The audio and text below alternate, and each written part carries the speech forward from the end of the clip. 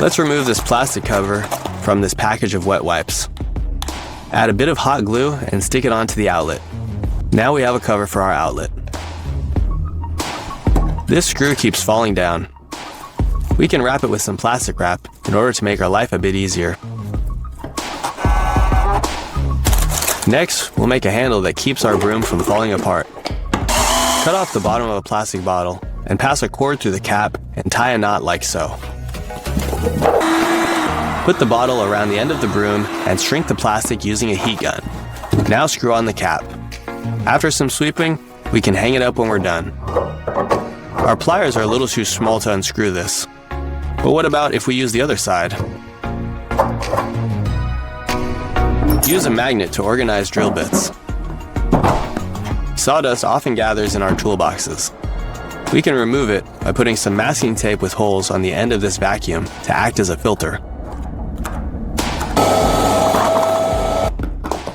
We don't seem to have the right tool to remove this bolt. If we can trace the shape of the bolt onto this bottle cap, we can use it to help us unscrew the bolt.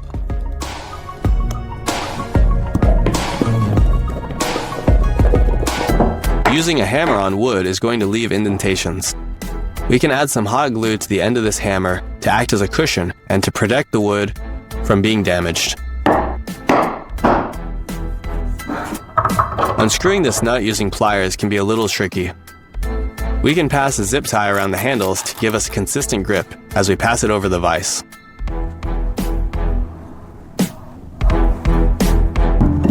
Using a normal sander to sand the inner edges of this piece isn't going to work. We can solve this problem with a little bit of ingenuity. Apply some double-sided tape and sandpaper to the jigsaw blade like so.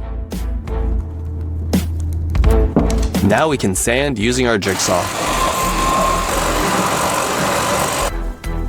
Hanging up disposable gloves like this will keep our hands clean during painting. Need some DIY plastic tubes? Start by cutting a plastic bottle into strips. Now we can pass the strips through the small hole and melt them a bit with a heat gun. We can cut the strips to any size that we like. And even place them into drywall to create anchors for screws.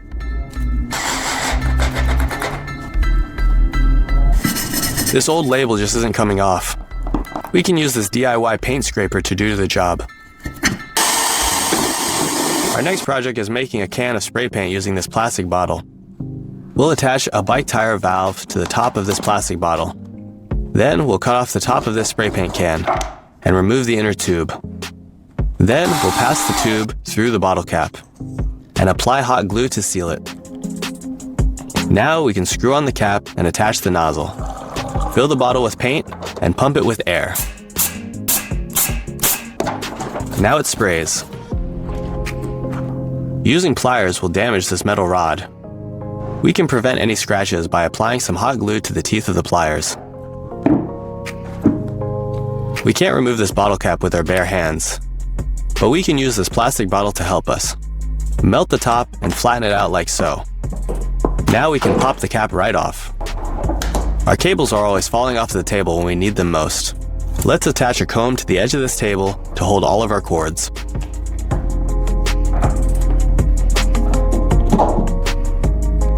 You can use a credit card to smooth out this bead of caulk for a clean, professional look.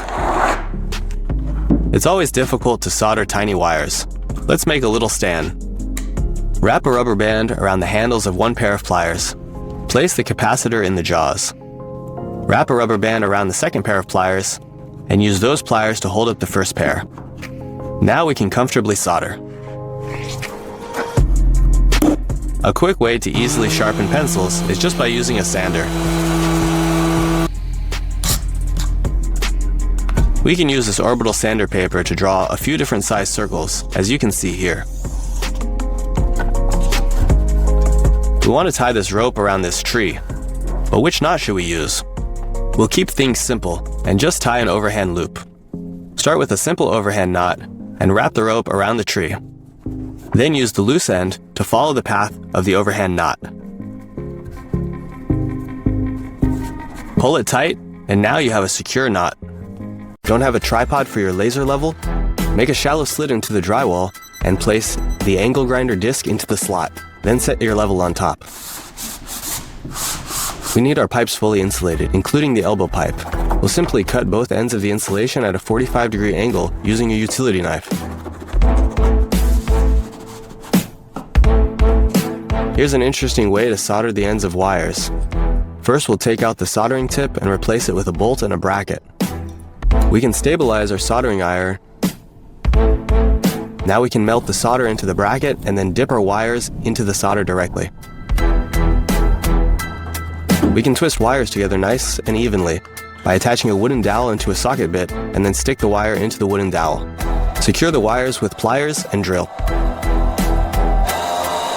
Cleaning the grout between tiles can be tedious. Here's an easy way to speed up the process. Cut off the head of a brush and drill a screw into its center.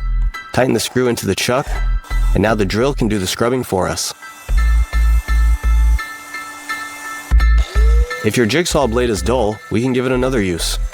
Grind off the teeth with an angle grinder and then sharpen the edge like a knife. Attach it to a jigsaw, and now it can be used to cut cleanly through thick foam boards.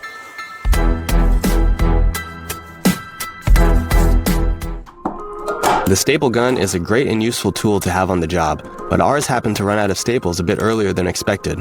That's okay. We can use an office stapler instead. We can use a rubber mallet to help fully drive the staples into the wood.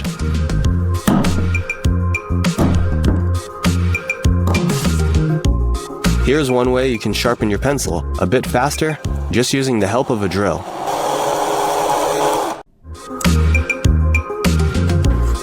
Here we're going to use a wood clamp to help us mark parallel lines to the edge of the board.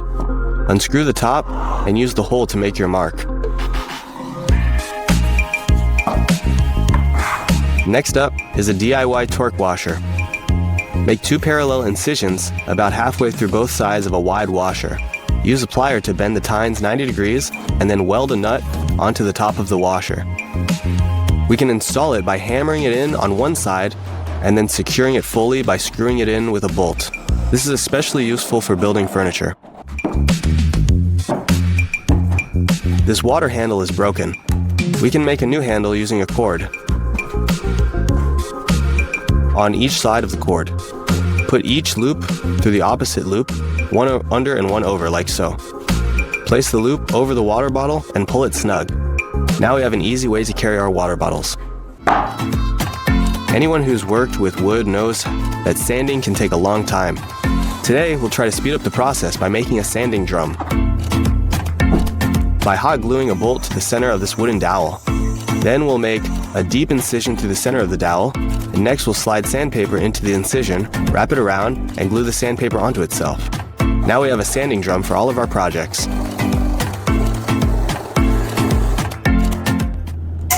Next, we're going to be making a homemade coffee grinder.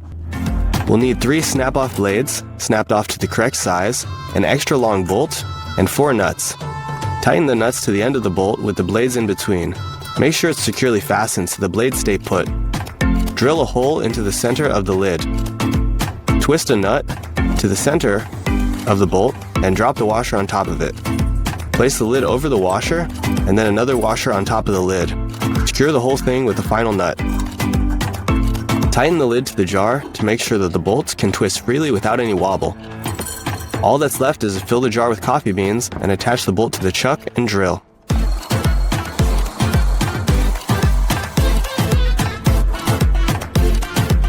Now we can brew a fresh cup of coffee to get our day started.